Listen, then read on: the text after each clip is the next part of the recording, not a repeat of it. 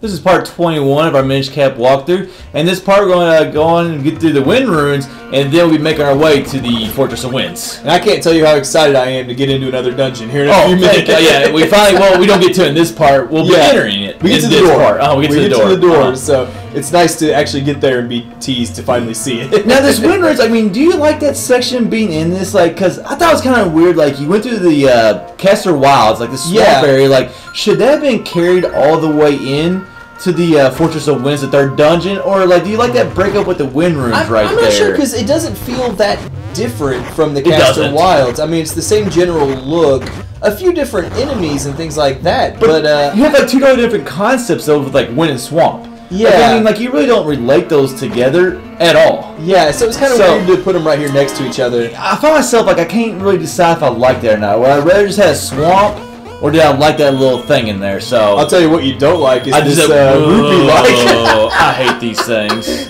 He gets you for 100 rupees. Yeah, dude, he takes a lot. I think I get like maybe 30 or 40 back, maybe. Not much. We had 399. So I got. Oh, I actually got 70. You got 60. That's not bad. No, 70. Yeah, so that's 399. So I made most of it back. Yeah, and actually, I do think in the Wind Ruins here in a minute, we will get another decent-sized rupee treasure chest. Yeah, we get back. Might get more than one actually. There are a lot of treasure chests in this next dungeon. Yeah, that is very true. So, what I really like, I'm kind of with you on. I can't really decide if I like the Wind Ruins being a separate thing. I do love the entrance to get in here. Yeah, it is pretty cool. I'm fusing these golden kinstones with the mysterious statues and having them just basically slam the ground. And break out that boulder right there. Yeah, I thought it was a neat idea. This is a bad moment for me in this game because, like, the first time playing through this game, I just totally, like, spaced on fusing kinstones. And I got to this part, dude, and I could not, because, like, those, like, cartoon bubbles. Yeah. Like, I wasn't even paying attention to those things. Dude, I don't want to say exactly how long it took me to get into here. I had to cheat. I had to cheat. Like, because I totally forgot about fusing. Fusing, fusing. And, like, dude, like, I don't want to tell you what I tried to do to these statues, dude.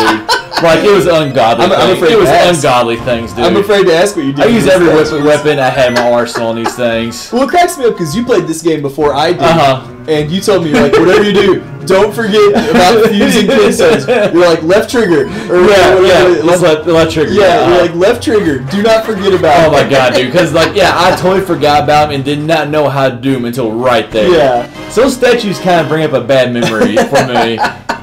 I mean, bad memories or not, I thought they served as a good gateway into this second area here in the Castor Wilds. But like you said, like, I mean, it does really have like the look of a swamp. It does. But, like, why is this part, like, is it windy here and, like, not in the other part or something, you know? Well, and there's very few wind-based dungeons in Zelda. I mean, obviously, which is one thing I never liked, but I like it they don't overplay it. Yeah, I guess you could say. Yeah, it's just weird because it's like obviously you know what the wind temple is in Wind Waker, where you're just blowing all around in the wind. And in this area, you're like, you can't tell that it's it's winter. Yeah, you can't tell. Maybe they would have had some. Now I know it's like a handheld game, but maybe they could have had some trees and like the leaves blowing like. Or just to the best of the technological ability. That would be kind of cool. But I will admit one thing. I love the puzzles in this area. Yes. You can see right there, like how we had to go in, like inside that statue right there. The Armo statues. I was wrong on that earlier. Actually, the ones that Red was talking about earlier were in Castor Wilds were the Igor statues. Yeah, that's what those are called. I jumped the gun on the Armos a little bit. It's not the first time we missed an enemy name. No, definitely not. But you're right though. I do like the they mix up the puzzles. They mix up the enemies for this second part here. And I do enjoy, like, you have to go in there, activate those statues just to kill them and to get them out of your way. Now, one thing I like, we have Tektites right here. Yeah. And, like, it's kind of weird. Like, we usually only have Tektites on Death Mountain or Mount Cornell. Yeah. The mountain part the mountain areas, But, like, it's kind of the first time we've seen them, like, really outside of their area, I guess you could say. That I can recall. And you kind of said this earlier. Like, they feel like they belong in a swampy area. They really do, more than they do, like, a mountain. Yeah, I'm with you on that. It's like they should always be here. It's like little jumpy bugs, you know. It seems like they belong here, definitely, as opposed to a mountain. So, it's just a little different seeing an enemy like that in a new area. Now there are certain parts of like being a Minish, and I love how like Nintendo used it in this game. And this is one part right here. I think like coming to Minish and walking down like all these little vines, which is kind of like a puzzle in itself, and just like a move. Oh yeah, I was looking at my notes. Every time I fall off a ledge, I'm gonna say I was looking at my notes at the time, but I was just like walking on. I mean, that's a pretty far walk, really. Walking down some vines and some spaces. I just love that right there. Plus, if you go, it looked like if you go too far down that vine, you miss the ledge entirely. That even has this little entrance. Well, there's three vines. Oh, that's right. Yeah, there's three vines, and you have to go on the middle one to get the piece of heart. Yeah, and it's worth it, obviously, to get the piece of heart. I mean, always. Well, yeah, always is. But I'm with you. Like, it's just so well done. The Minish, like I said, they're not hard puzzles, but just it's funny seeing those items when you're big Link. Yeah. And then actually being able to travel. It's a different puzzle concept. Yeah, yeah. And since you never use it, like a lot of times, I